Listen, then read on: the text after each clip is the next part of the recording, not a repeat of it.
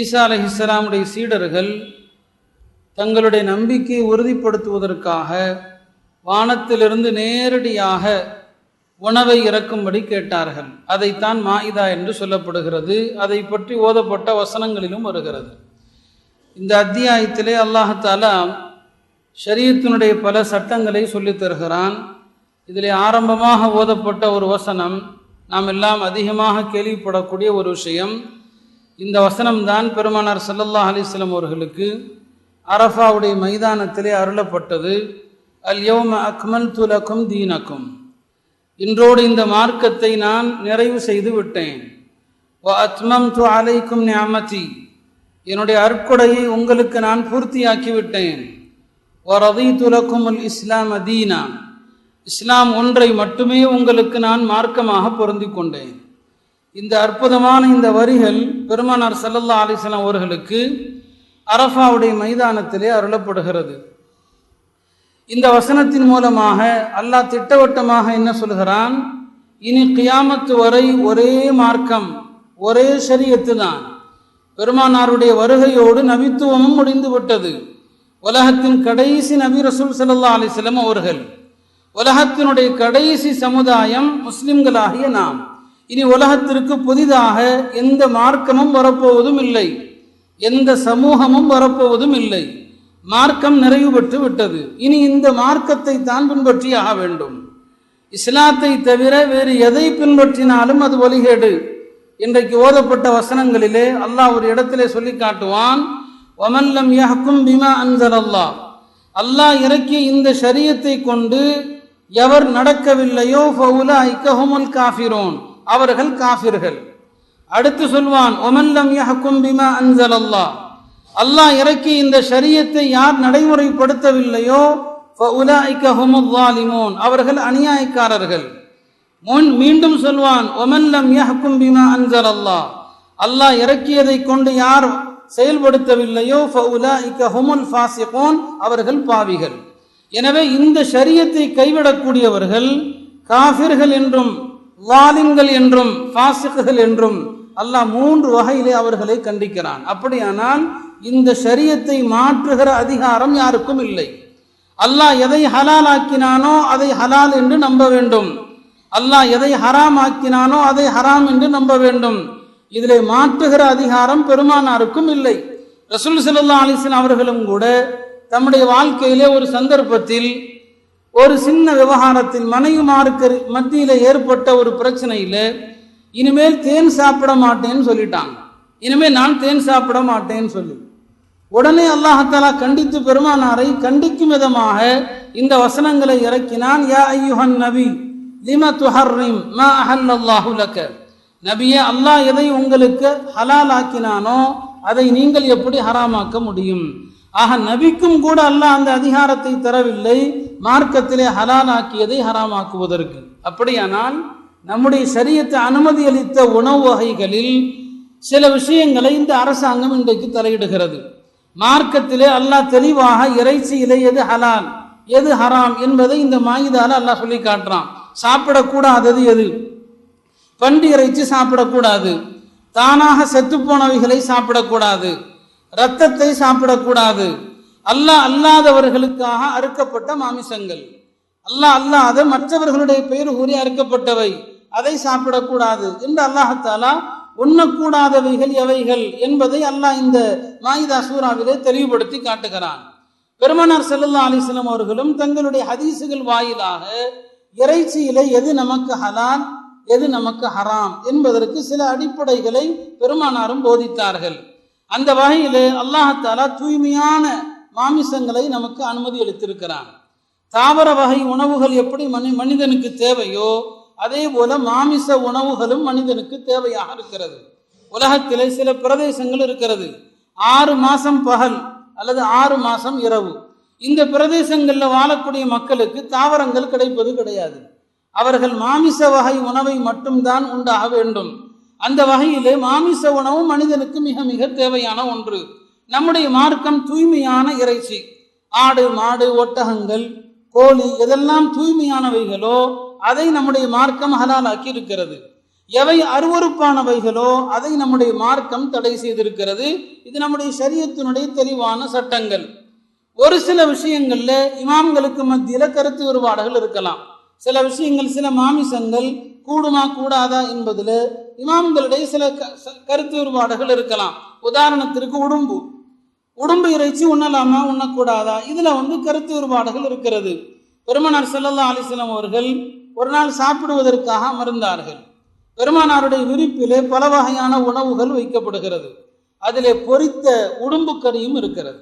ரசூல் ஸல்லல்லாஹு அலைஹி வஸல்லம் அவர்கள் அந்த உடும்பு இறைச்சி சாப்பிடுவதற்காக, அதை எடுப்பதற்காக செல்கிற போது அவருடைய மனைவி மைமூனா சொன்னார்கள், பெருமானார் இந்த உடும்பு இறைச்சி சாப்பிட போகிறார்கள், நீங்கள் அவர்களிடம் சொல்லிவிடுங்கள் அது என்னவென்று சொல்லிடுங்கன்னு சொன்னாங்க. உடனே மக்கள்லாம் சொன்னாங்க, யார சொல்லலாம் இது உடும்புன்னு சொன்னாங்க. உடனே பெருமானார் கை எடுத்துட்டாங்க, சாப்பிடல. உடும்புன்னு சொன்னது அந்த இறைச்சியை சாப்பிடாம விட்டுட்டாங்க. பக்கத்தில் இருந்த ஹாலித் பின் வலீது கேட்டாங்க, யார சொல்லலாம் உடும்பு இறைச்சி ஹராமான்னு கேட்டாங்க, உடும்பு சாப்பிடக்கூடாதான்னு கேட்டாங்க. பெருமானார் சொன்னார்கள், இல்லை, சாப்பிடக்கூடாது என்பது கிடையாது, எனக்கு அது பிடிக்கவில்லை, எனக்கு அது விருப்பம் இல்லை. ஏன்னா மக்கால உடும்புங்கிறது கிடையாது, நான் அதை சாப்பிட்றத வெறுக்கிறேன், அதனால எனக்கு பிடிக்கலன்னு நபி சொல்லிட்டாங்க. அப்படியானால் ஹாலித் பின் வலீது கேட்டாங்க, நான் சாப்பிடலாமான்னு கேட்டாங்க, சாப்பிடுங்கன்னு சொல்லிட்டாங்க. இங்க ரசூல் ஸல்லல்லாஹு அலைஹி வஸல்லம் அவர்கள் தனக்கு பிடிக்கலன்னு சொன்னாங்க, ஆனா அதே நேரத்தில் அவங்களுடைய தோழர்கள் சாப்பிட அனுமதி கொடுத்தாங்க. இந்த ஹதீஸை ஒட்டி இமாம்களுடைய சில கருத்து வேறுபாடுகள் இருக்கிறது. அது மாதிரியான விஷயங்கள் 1-2 விஷயங்கள். கடல்வாழ் உயிரினங்கள்ல எதை சாப்பிடலாம், எதை சாப்பிடக்கூடாது, இதுல இமாம்களுக்கு மத்தியில சில கருத்து வேறுபாடுகள் இருக்கிறது. ஹனஃபி மதுஹபில மீன் வகைகள் மட்டும் சாப்பிடலாம், மற்றதை சாப்பிட்றது மக்ரூ.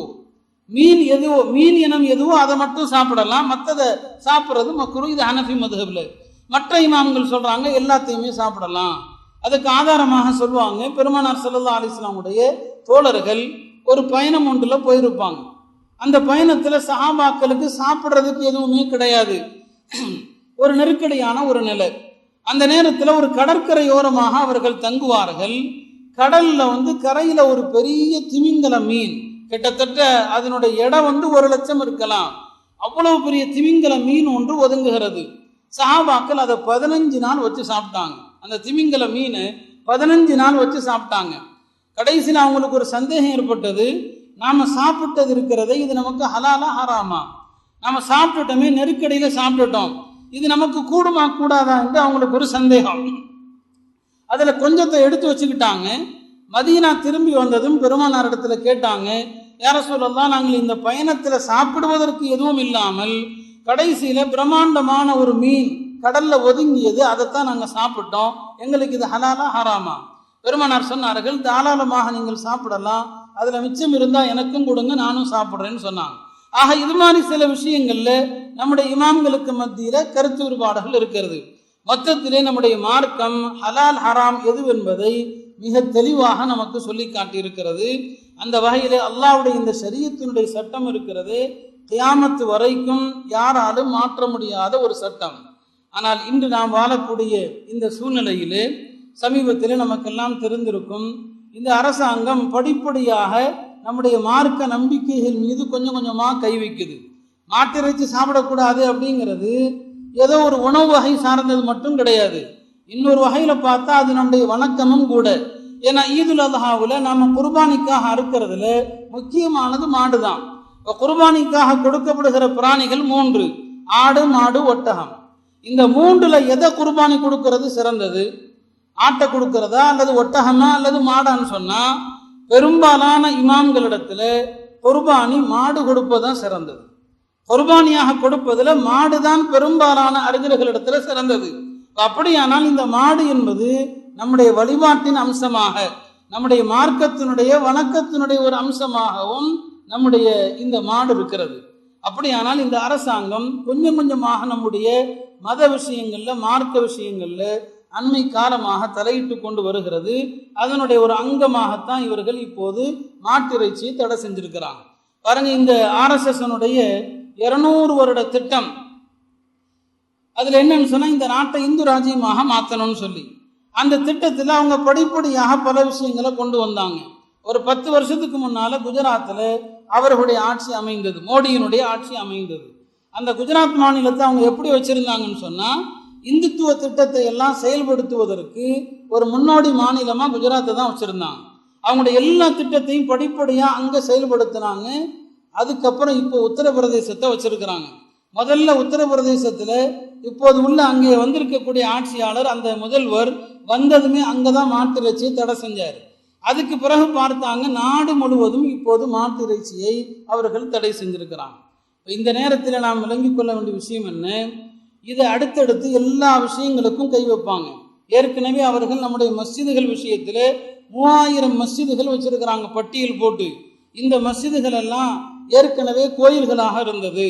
அதுல கிட்டத்தட்ட தமிழ்நாட்டில் 180 பள்ளிவாசல் இருக்குது. அவங்களுடைய பட்டியலில் போட்டிருக்கிற அந்த 3000 பள்ளிவாசல்ல 180 பள்ளிவாசல் தமிழ்நாட்டில். இந்த பள்ளிகள் எல்லாம் ஏற்கனவே கோயில்களா இருந்தது, நாங்கள் இதையெல்லாம் இடிப்போம் அப்படின்னு சொல்லிட்டு இருக்கிறாங்க. இப்ப சமீபத்துல கூட உத்தரப்பிரதேசத்துல ஒரு 2 வாரத்துக்கு முன்னால நடந்தது. ஒரு பள்ளிவாசல், அதை சுற்றி ஒரு 600 முஸ்லிம் குடும்பங்கள், அங்கே RSS காரர்கள் அந்த பள்ளியை சுற்றி, இந்த பள்ளி 2006 தான் கட்டப்பட்டுச்சு. 2006க்கு முன்னால இந்த பள்ளிவாசல் ஒரு கோயிலாக இருந்துச்சு. ஒரு அப்பட்டமான ஒரு அபாண்டத்தை சொல்றாங்க. 2006 கட்டப்பட்டது, அதுக்கு முன்னால இங்க கோயில் தான் இருந்துச்சு. அதனால முஸ்லிம்கள் யாரும் இங்க தொலை வரக்கூடாதுன்னு சொல்லி 2 வார காலமாக அந்த பகுதியில உள்ள 600 முஸ்லிம் குடும்பங்களும் பக்கத்துல உள்ள ஊர்ல போய் தொழுதுட்டு இருக்கிறாங்க. ஆக இப்படி மஸ்ஜிதுகள்ல கை வச்சாங்க. இப்ப நம்முடைய நம்பிக்கையினுடைய ஒரு அம்சமாக இருக்கக்கூடிய, குர்பானியின் ஒரு அம்சமாக இருக்கக்கூடிய இப்போது இந்த மாட்டிலும் கை வைத்திருக்கிறாங்க. இதனுடைய நோக்கம் என்ன? முஸ்லிம்களுடைய பொருளாதாரத்தை முற்றிலுமாக அளிக்க வேண்டும். பொருளாதாரம், நம் நிறைய தொழில் செய்யக்கூடியவர்கள் முஸ்லிம்களாக தான் இருக்கிறாங்க. நம்முடைய பொருளாதாரத்தை முற்றிலுமாக அளிப்பதற்கு அவர்கள் இப்போது இந்த மாட்டு இறைச்சியும் கையில் எடுத்திருக்கிறாங்க.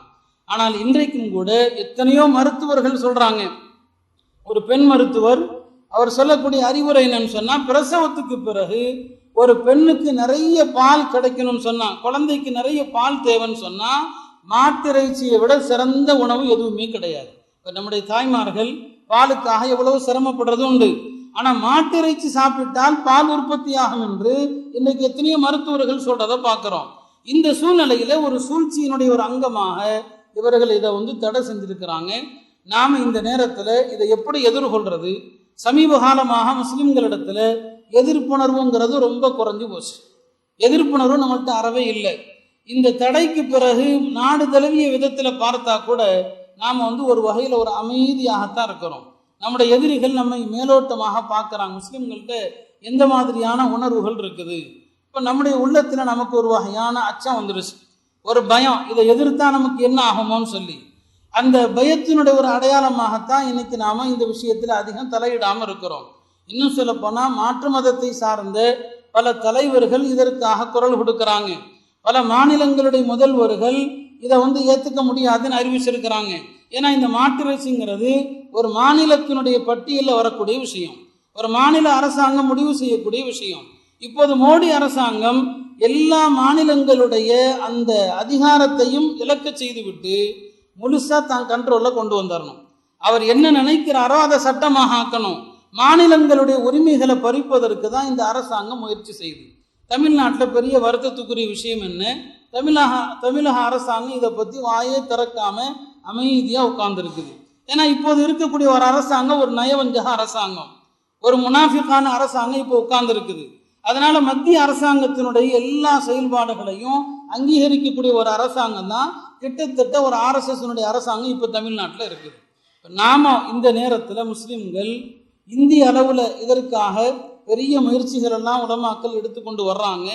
இந்த அரசாங்கத்துக்கு கண்டனங்களை எப்படி தெரிவிக்கிறதுன்னு சொல்லி நாமளும் நம்முடைய கண்டனங்களை உலமாக்கள் சொல்லக்கூடிய ஆலோசனையின் அடிப்படையில் நம்முடைய கண்டனங்களை பதிவு செய்யணும். எல்லா கருத்து வேறுபாடுகளையும் மறந்துவிட்டு முஸ்லிம்கள் ஒன்று சேரக்கூடிய ஒரு தருணம் இது. ஏன்னா இவங்க நம்ம விஷயத்தில் பல விஷயங்களை தலையிடுறாங்க. கடந்த 2 நாட்களுக்கு முன்னால ரமதானுடைய ஆரம்பித்த பிறகு ரமதான் 2வது இரவுன்னு நினைக்கிறேன், உத்தரப்பிரதேசத்தில் ஒரு முஸ்லிம் குடும்பம் ஒரு மருத்துவமனைக்கு போற வழியில 4 பெண்கள் இந்துத்துவவாதிகளால் கற்பழிக்கப்பட்டிருக்கிறாங்க. 4 பெண்கள் மருத்துவமனைக்கு போற வழியில உடன் இருந்த ஆண்களை சுட்டு கொண்டிருக்கிறாங்க. இப்படி பல இடங்கள்ல அவர்களுடைய இந்த காட்டுமிராண்டித்தனமான செயல்கள் நாளுக்கு நாள் அதிகமாகி கொண்டிருக்கின்ற ஒரு சூழ்நிலையில் நாம் இருக்கிறோம். அதனால நம்முடைய சகோதரர்கள் இந்த நாட்டில் நடக்கக்கூடிய இந்த விஷயங்களை கொஞ்சம் கவனத்தில் எடுக்கணும். நாம் எப்போதும் போல நம்முடைய ஆடம்பர வாழ்க்கை, உலக வாழ்க்கைங்கிற அந்த சிந்தனையில் இல்லாமல் எவ்வளவு பெரிய ஒரு ஆபத்தை எதிர்கொள்கிறோங்கிற ஒரு சிந்தனை நம்முடைய கவனத்துக்கு வரணும் என்பதற்காக தான் இந்த விஷயத்தை உங்கள் கவனத்துக்கு வர்றோம். இந்த நேரத்தில் முஸ்லீம்கள் நமக்கு மத்தியில் உள்ள கருத்து வேறுபாடுகள் அதையெல்லாம் பெரிதுபடுத்தாமல் எல்லோருமே ஒரே அணியில் இணைந்து நம்முடைய தமிழ்நாட்டை பொறுத்த வரைக்கும் இன்னைக்கும் கூட நமக்கு சாதகமாக பேசக்கூடிய நிறைய தலைவர்கள், இயக்கவாதிகள் இருக்கிறாங்க. அவர்களையும் அரவணைத்து கொண்டு நாம் செல்ல வேண்டிய நேரம். கடந்த 2 வாரங்களுக்கு முன்னால் மும்பையில் மௌலானா சஜ்ஜாத் நுஅமானி என்ற ஒரு பெரிய அறிஞர் இருக்கிறாங்க. மன்சூர் நுஅமானியுடைய மகன் அவர்கள்.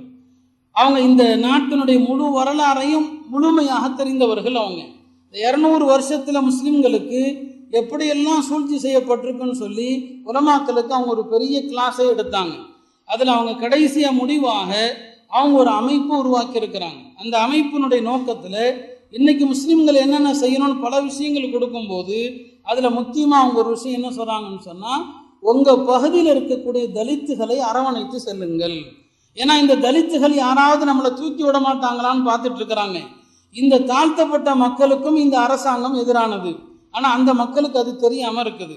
நாம் நம்மை சுற்றி வாழக்கூடிய இந்து சகோதரர்கள் அவர்களோடு அரவணைத்து அவர்களையும் இந்த அரசாங்கத்துக்கு எதிராக கொண்டு வரக்கூடிய ஒரு காலத்தினுடைய கட்டாயத்தில் இருக்கிறோம்னு சொல்லி பல திட்டங்கள் அவர்கள் சொல்லியிருக்கிறார்கள். எனவே அன்பிற்குரிய சகோதரர்களே, இப்படி ஒவ்வொரு நாளும் நமக்கு எதிரான பல சட்டங்கள் வந்து கொண்டிருக்கக்கூடிய ஒரு சூழ்நிலையில் இருக்கிறோம். நாம் எல்லாம் இந்த கவலையான இந்த நேரத்தில் அல்லாஹ்விடத்தில் உருக்கமாக துவா செய்யணும். இந்த உணர்வு நம்மிடத்தில் வரணும். நம்முடைய தீனை எப்படி பாதுகாக்கிறது, நம்முடைய முன்னோர்கள் எப்படி இந்த மார்க்கத்தை பாதுகாத்தாங்களோ, ஒரு கட்டத்தில் ஆங்கிலேய அரசாங்கம் இதே போல இந்த மார்க்கத்தை அழிப்பதற்கு முயற்சி செய்தது. உலமாக்கள் அப்போது தங்களுடைய உயிரை கொடுத்து இந்த மார்க்கத்தை பாதுகாத்தாங்க. இன்றைக்கு அது மாதிரியான ஒரு ஆபத்து அல்ல, அதை விட பெரிய ஆபத்து. ஆங்கிலேய அரசாங்கம் கூட பல விஷயங்களை நமக்கு ஆதரவாக இருந்திருக்கிறாங்க. அதை விட மோசமான அரசாங்கம் இப்போது மத்தியில் இருக்கிற அரசாங்கம். எனவே இந்த அரசாங்கத்தை எதிர்கொள்வதற்கு மிக அதிகமாக கவலைப்பட வேண்டிய, சிந்திக்க வேண்டிய ஒரு நேரம். முஸ்லிம்களுடைய பெரிய பலவீனம் என்ன?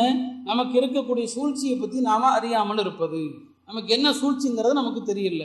சமீபத்தில் ஒரு 2 வாரத்துக்கு முன்னால் ஒரு சகோதரர்கிட்ட சாதாரணமாக பேசும்போது அவர் சொன்னார், எங்கேயுமே வியாபாரம் இல்லை, பேசாமல் பிஜேபி ஆட்சி வந்துட்டால் வியாபாரம் நல்லா இருக்கும்னு சொல்கிறார். ஒரு முஸ்லீம் சகோதரர், பிஜேபி ஆட்சி தமிழ்நாட்டிலே வந்துட்டால் வியாபாரம் நல்லா இருக்கும்.